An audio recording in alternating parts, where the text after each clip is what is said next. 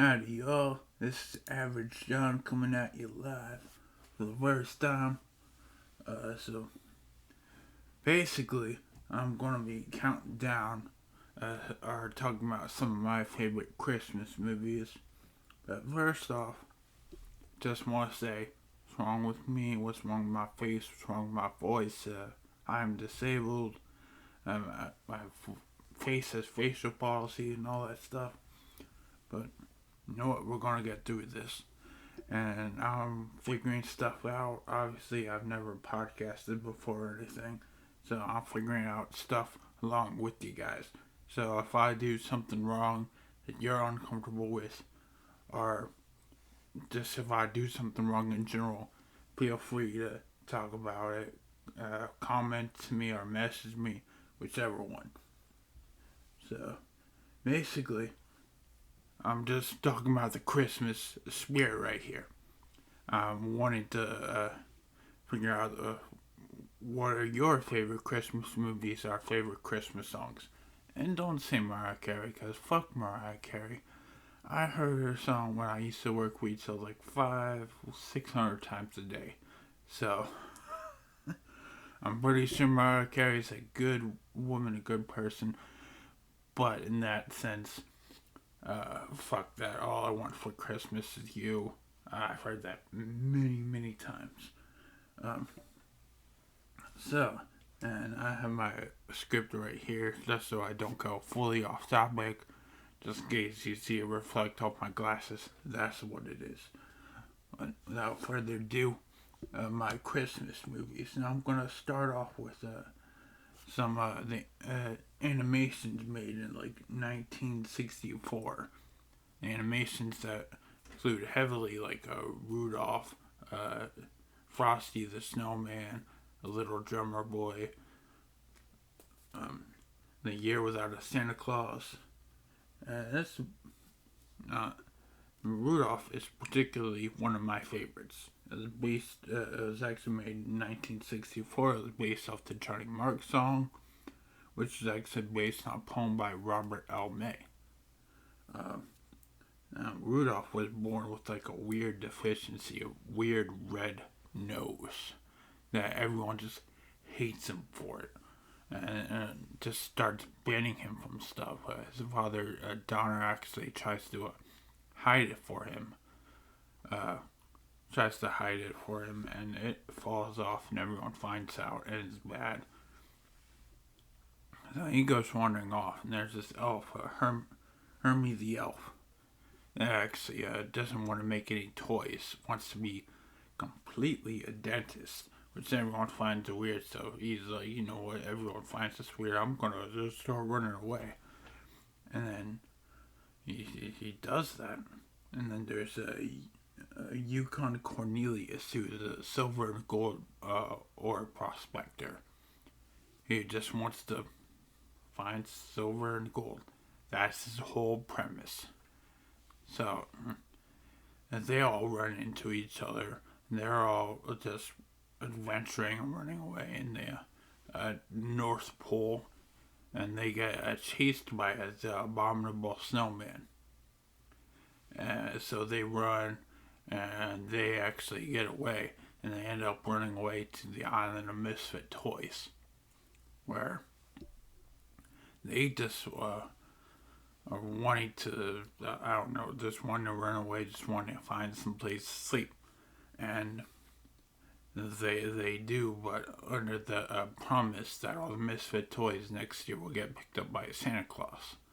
Next year comes along, and there's this big, huge snowstorm that almost cancels Christmas. But of course, Rudolph, with the snow so bright, he guides their sleigh that night.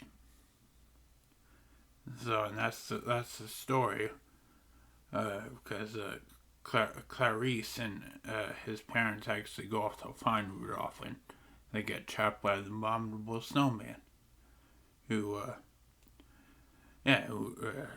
traps them, and Rudolph goes after them, and so does Yukon and Hermie. They go after him, they all defeat the abominable snowman, and everything ends up happy. My other favorite animated short is The Year Without a Santa Claus. Because mainly that one song where Heat Miser and Snow Miser, they sing it together. It's like, Mr. Heat Miser, Mr. Blah. It's my favorite song. It's my favorite song from it. But yeah, there's literally no difference. These Christmas shorts are just really, really, really charming, really short. Each of them are like 45 minutes long. And they're really good. They're really cheesy.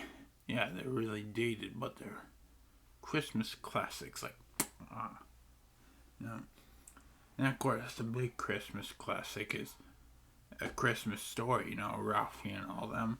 It's actually based on a 1969 book by Gene Shepherd. It's called In God We Trust, All Others Pay Cash. And of course, the 1971 book, Wanda Hickey's Night of Golden Memories and Other Disasters. I've not read any of them, but this movie is so good that it was actually put on the National Film Registry in 2012. But yeah, Ralphie only really wants one thing on Christmas, and that's the Red Ryder BB gun. And he, of course, has his teacher. He does ask his mom. He asks the Santa in the mall. And they all say, "You'll shoot your eye out, kid." But definitely my favorite scene in that movie is the mall Santa. Because Ralphie actually doesn't say he wants the Red Ryder BB gun. He freaks out on the lap. And then he says, "Oh, I want a football." And then he goes down, he starts to go down the slide, and he's like, "Wait a minute, no. And he climbs up, and he's like, "I want to wear the BB gun." And then the Santa's like, "You'll shoot your eye out, kid." And he stomps his hand, so he goes down the slide. And he's like, of course. But he finally gets one in the end, and he shoots his eye out. That's all I'm going to say. It's a great film. It's a Christmas classic. It's been airing on TBS 24 hours since like 1997. So, obviously it's good. And then, of course, there's The Nightmare Before Christmas. Now, there's always a great debate whether this is like a Christmas movie or a Halloween movie. I say it's whatever the fuck I want. I'm going to talk about it. Now, it's good. It was made in 1993. It was originally a poem by Tim Burton. But it made the ranks or whatever. He got up there. And the movie got made. And the music was by Danny Elfman, which is really good. And the poem was made in 1982. So Disney originally actually released the movie through Touchstone Pictures because they thought that it was going to be too dark and scary for kids. But guess what? We didn't care. We loved it. Jack Skellington, he's basically the main character. Well, not basically, he is. But he's the king of Halloween. And he gets tired of doing Halloween year after year, these scare pranks and all that. So he actually just takes a long walk, him and his dog Zero. They just take a long walk into the forest and they find these portals to these holiday towns. And at first he finds like a Easter town, and he finds Christmas Town, which Christmas he becomes enamored with. He loves so much, he wants the copy, he wants to do his own. And he wants to give Santa Claus a break from all that stuff. So he actually goes back to Halloween Town. He makes Christmas, or whatever, he starts to make a Christmas with the Halloween guys, and he appoints three little kids, Lock, Shock, and Barrel, to actually kidnap Santa Claus. And he's like, don't bring him to this man, this mysterious, powerful, ugly man called Oogie Boogie. And they're like, oh, we're not going to give it to Oogie Boogie. And, of course, they do. But it's a fun movie. And actually, Oogie Boogie's song is fun. Just the song and the choreography, because, of course, he's a gambler from Louisiana. Or that's what it seems. So it's all jazzy and everything.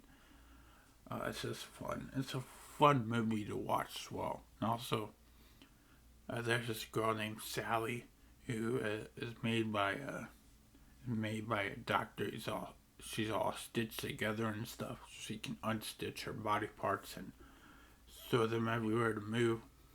And she is enamored with Jack. So she also comes to rescue him too, and he comes to rescue Santa Claus from Oogie Boogie. So it's a fun movie. And then we got a very Harold and Kumar Christmas with the John Show, Cal Penn, and Neil Patrick Harris. Now, this is a pretty great movie. It was pretty great for the time. It was originally made in 3D, but you can watch it now on HBO Max without the 3D, of course. And you can still tell it was kind of made during that time. It's trying to mock 3D, because 3D was really getting pointless. You know, during that time when every film had to be in 3D, no matter if it was made for 3D or not. And yeah, it was made in 2011. And it's like Harold and Kumar basically haven't hung out in a couple of years. Like, I think it's been like 5 years, but they haven't talked in like 2 years, if that makes sense. And so Kumar actually gets this magical blunt, or whatever, that him and Harold are supposed to smoke. But he doesn't know. It's just a mysterious package. So it goes to deliver it to Harold. And what ends up happening is that Harold burns down, Kumar burns down Harold's family tree. And it's just all a mess, and they actually go to great lengths to try to get a Christmas tree replacement. Of course, I would do anything for this family, because their father is Danny Trejo, scares the shit out of me. I mean, but he has that effect on everybody. But they go, and throughout the adventures, they find friendship in themselves. And actually run into Neil Patrick Harris, who is gay, who is known to be gay for a long time. And actually the movie tries to make fun of that, where it's like Neil is gay but secretly is straight. It's a weird movie. It's dated because of that, I think, but it's still pretty funny to me. If you like all that stuff.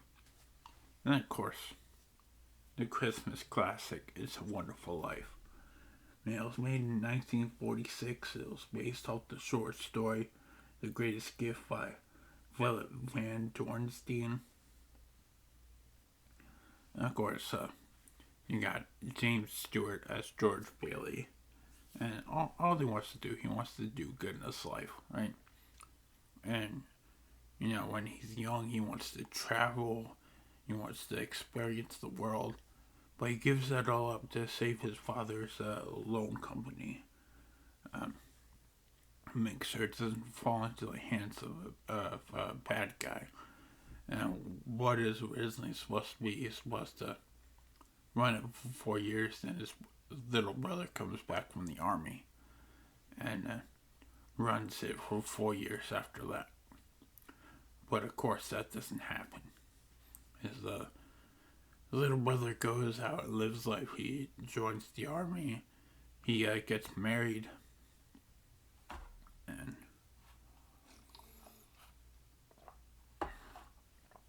he joins the army. He gets married. He has no time to run a loan company, and of course, like $8,000 gets misplaced.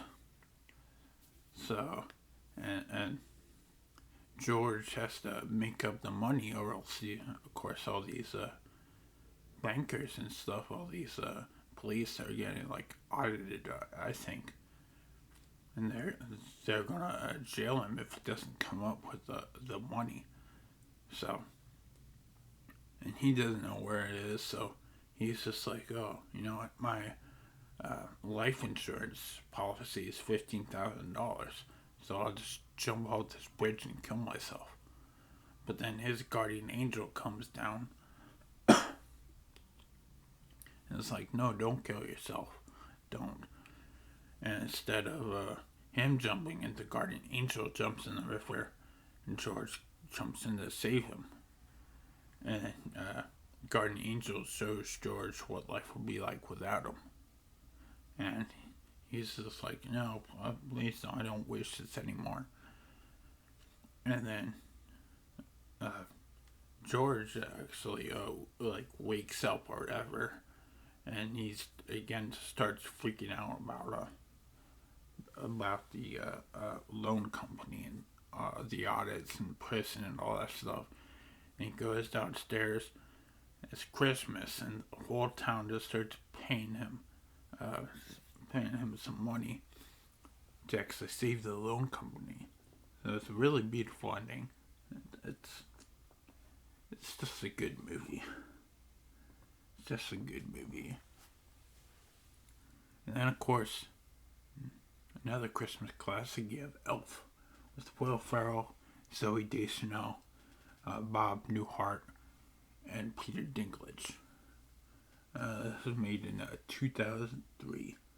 It's basically like a baby accidentally crawls into Santa's sack, and then Santa flies away with him still in the sleigh, goes all the way to the North Pole, and then of course the little baby he then discovers the little baby. He doesn't fly back. He races him, and it's a human baby, not an elf baby. So of course he grows ginormous.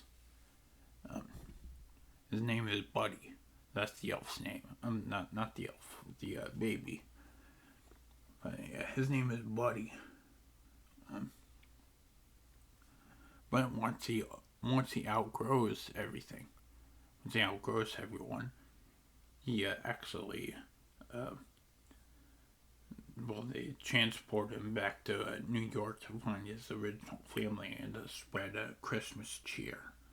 So he actually finds his dad. His dad is like a CEO of a children's book company. And he actually goes and he finds out that his dad hates Christmas, despises Christmas or whatever. Or not despises, but just not really celebrates it. So he goes and he tries to lift up their Christmas spirit through all these shenanigans and stuff. It's just really funny movie, and one of the funniest scenes is when he actually meets up with this. He actually interrupts the meeting that his dad is having, and in this crowd is Peter Dinklage, and he makes fun of Peter Dinklage, without meaning to, of course. He thinks he's an elf because he's short. He's a dwarf. So, and it all comes down to him actually, Peter Dinklage, jumping on the table, running towards Buddy, and knocking him down. Which is funny. It's funny to me, having seen it maybe it doesn't sound funny describing it, or maybe I'm describing it poorly, but it's just a fun movie. Of course, there's Christmas Chronicles 1 and 2, and they're both starring Kurt Russell and Darby Camp. The first one has Judah Lewis. I don't know if I'm pronouncing that right. I am sorry, but that was made in 2018. That was when, and that's so what it's about. Basically, it's a Kate played by Darby Camp, and a Teddy by who is played by Judah Lewis. That's what I'm going with now. Lewis. Their mom has to work an overnight shift at the hospital, so on Christmas Eve.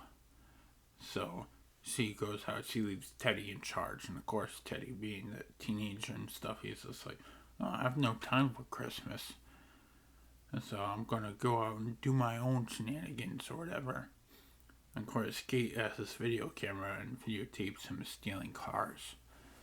So she divides a plan where it's just like, "Hey, if you help me catch Santa, I won't show this incriminating video to Mom." So Teddy's just like, okay. So then they actually find Santa, played by Kurt Russell, and then they sneak into his sleigh. And of course, Santa does not notice. There's a trend going on here with not noticing things. And he flies to Chicago, I believe. And then he notices that Teddy and Kate are on the sleigh with him. So of course everything dissipates, everything breaks. The reindeer ran away. The sleigh just and before midnight, Teddy, Kate, and Santa have to find the reindeer and the sleigh. But Santa, well, they all split up, and Santa, he gets arrested. And also another factor in this is he has to bring up Christmas cheer. It's at an all-time low. And of course, in jail, it gets lower and lower. So he actually plays one of the jamming hits of this movie. And I don't know what it's called, but it's like down, like that. And he just plays that throughout most of the rest of the movie, actually. And then they all find the reindeer. Of course, everything's a happy ending. Happy ending overall, everything. And the second one basically has the same cast, but without that Judah Lewis. And it has Julian Dennison, who was he was in Deadpool 2. He was a fire starter, whatever. But yeah, that was actually recently made in 2020. He plays himself called Belsnickel, who,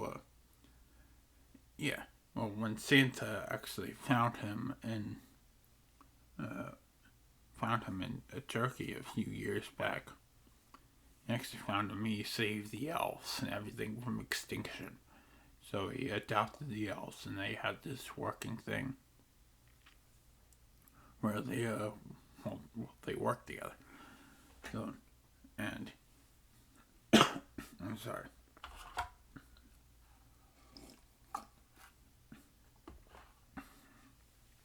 Yeah, they work together, and they've been working together ever since.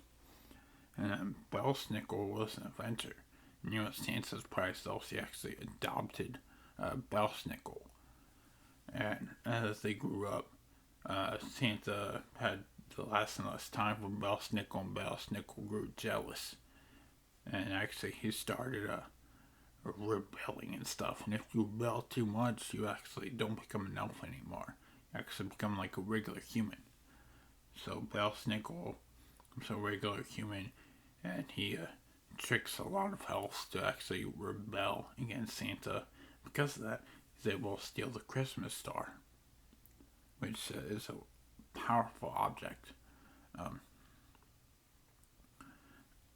and he lets loose a snow leopard, I think, a snow cat. I don't know, but he lets loose one of those, and it actually injures Donner. Why is Donner getting all this shit? I don't know. No, not Donner, Dasher. I just embarrassed myself. But yeah, he injures that. Of course, everything all works out. The Christmas star does get returned.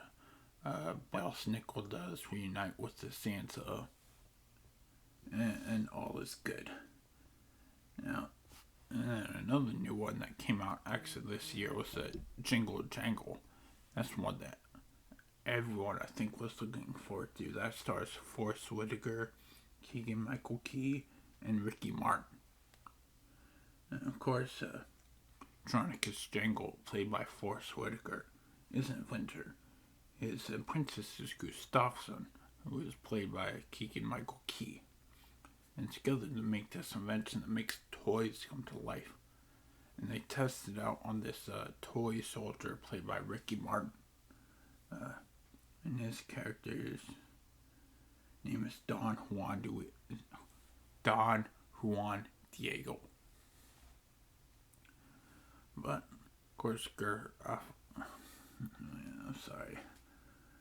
Gustafsson gets jealous of Mr. Jangle, and Mr. Jangle has to go out, so Gustafsson and Diego actually steal his idea book, and then they go off, and for the next 30 years or so, they actually start inventing from this book.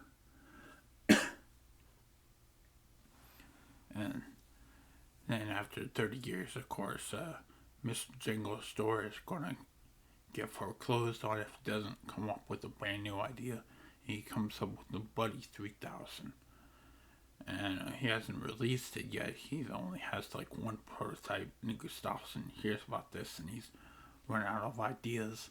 So he goes to steal the Buddy 3000. And of course, his daughter, Journey, doesn't let him. And the whole movie is just about him trying to steal the Buddy 3000, trying to regain that. And of course, it doesn't work. Of course, Christmas is great, and they all come together. Gustafsson still gets arrested, but they all just have higher feelings for each other. And I kind of feel like Ricky Bobby, I don't know what to do with my hands. So I apologize for that. I don't apologize for that. I don't know. My next one, of course, is Santa Claus Conquers the Martians. This is a beauty. This is a beautiful one. Made in 1964. But a lot of people saw it in Mystery Science Theater 3000 in the 90s. That's what kind of repopularized it. But basically, it's like the Martians, Momar and Kumar, are afraid that the Martian children are just getting addicted to earthly stuff like television, traditions, whatever. And they're getting soft because of it. And the Martians, they want Mars traditions. They want children to get addicted to Mars traditions. So they figure, and the biggest person in Earth traditions is this Santa Claus, right? So then they go to kidnap Santa Claus, but they just get confused between Santa Claus, fake Santa Claus, the moss Santa Clauses, all that stuff. It's just too confusing for them, so they kidnap two children to get the real Santa Claus so they can kidnap him. And one Martian, Voldar, actually does not like this plan. He thinks that everything should stick to mainly Martian stuff. So he wants to kill Santa Claus. But before he can do all that, Miss Claus, the children, and actually build Santa Claus a toy factory on Mars so he can get working. Of course, vandalized by Foldar and his Goonies. But then Santa notices that a Martian named Droppo actually dresses and looks like Santa Claus, so he figures, hey, this guy can be the Martian Santa Claus. And of course there's more to all these movies, of course, but I'm just describing them very fastly or whatever. Yeah. But I do have some honorable mentions for Christmas movies. Include Die Hard, which has Bruce Willis and Alan Rickman, of course, in Nakatomi Plaza, and Carl from Family Matters. But yeah, they have Carl from Family Matters too. And it's a fun movie. It takes place around Christmas time. I don't think it's necessarily a Christmas movie. It's a fun, good movie. And of course, Batman by Tim Burton. It's a fantastic movie that has Michael Keaton, Jack Nicholson, and Billy D. Williams. Of course, another great movie that's Batman. Batman vs. the Joker. It's around Christmas time as well. Not a Christmas movie, just a fantastic movie. And you can watch any of these movies year round. You can watch them year round. Go and sprinkle some cheer. And of course, my personal favorite, mine, is How the Grinch Stole Christmas, the 2001 film directed by Ron Howard. Stars Jim Carrey, Taylor Mormon, and Jeffrey Tambor. It's funny, every single time I talk about this film, I'm always drawn to Taylor. Because, as far as I know, she only did this one movie. And she grew up to become the lead singer of the Pretty Reckless. And I just have this thing in my mind where it's like, I just have this thing in my mind where it's just like, I want her to do another rendition of Where Are You Christmas, but in like the Pretty Reckless form. That's all I want. That's my dream. Alright. I actually wrote a poem for this movie. Let's see if I can recite it. Yay. So let me get ready for this. Alright. So the Grinch hates Christmas. That's nothing to doubt. But who without Christmas? They can't live without. All the packages, boxes, gifts, and the bags, all coming along with their seasonal tags. But only one person thinks everyone should celebrate Christmas. She even has the Grinch on her wish list. But nobody ever cared. But now only one, not two. And her name was Cindy Lou Who. She was lost in the holiday, trying to find meaning till one day a coldness was what she was feeling. The Grinch mustn't be all alone on Mount Crumpet. He shall spend Christmas with us. Otherwise, he'll just dump it. So Cindy Lou Who set off on a marvelous task to invite the Grinch to their Whovelation blast.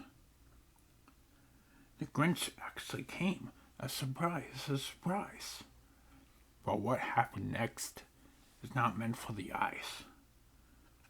See, the mayor was someone the Grinch knew very well, and he wasn't that liked. Remember was, he smelled.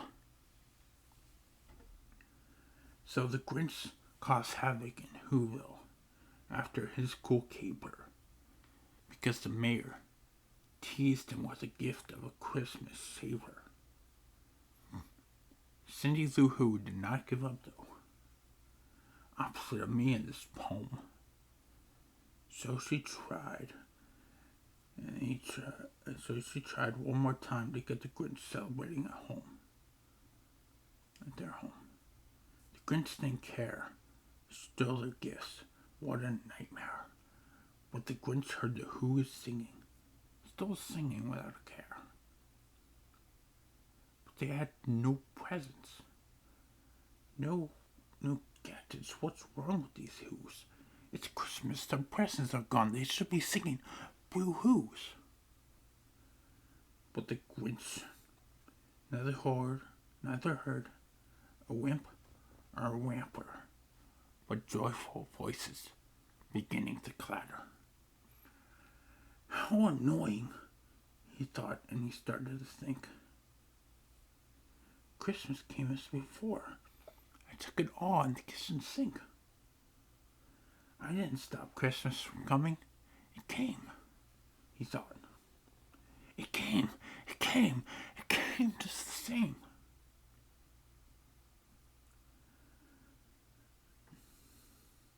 And as he reached this thought, his chest grew, for his heart, 3 sizes that day, it bloomed. But Cindy was still on the sleigh the Grinch made and was heading off a cliff to everyone's dismay. The Grinch, who didn't know the child's location, just knew what to do. And he lifted the sleigh like he was a coyote all jacked up on Mountain Dew. He rushed back to Whoville with a change in his heart and a feeling of warmth that won't soon be forgotten. The day the Grinch didn't steal anything, but a magnificent story, the only thing worth taking. Friends,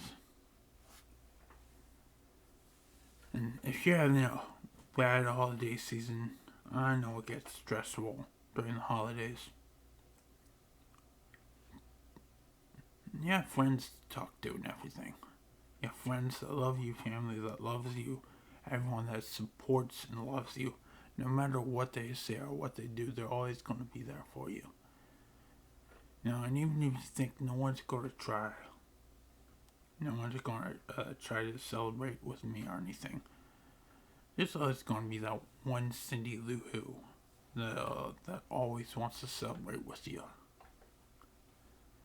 So, not only be thankful to those people in your life, but be thankful for yourself. Be thankful to yourself for actually living.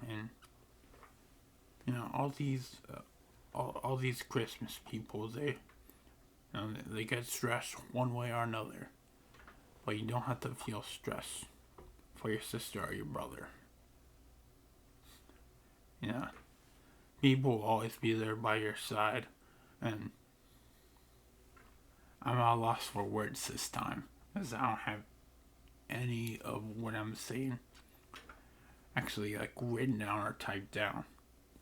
Just want you all to have a Merry Christmas, Happy New Year, or Merry Christmas, Happy Holidays. Whenever you celebrate, just celebrate it proud and happy. That's the one thing to do, Just be happy and merry. Be happy and merry. Not to stress out and talk about your problems with your family, friends, or your therapist, or whatever, because you know what? You're fucking awesome. And no one should have to feel this depressed on a holiday. I'm Average John, signing out. Merry Christmas.